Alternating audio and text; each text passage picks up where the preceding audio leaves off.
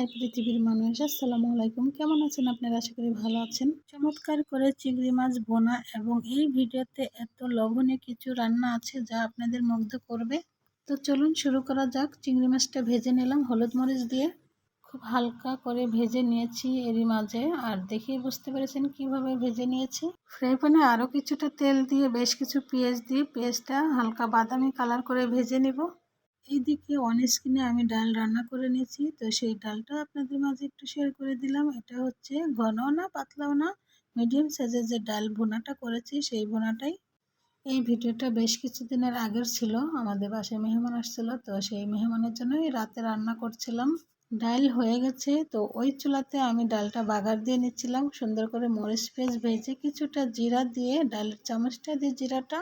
প্রিয় বন্ধুরা, 1 মিনিটে সবগুলা রেসিপি দেখিয়ে দিলাম। সম্পূর্ণ ভিডিও দেখতে চাইলে আমার চ্যানেলে দেওয়া আছে, দেখে নিও।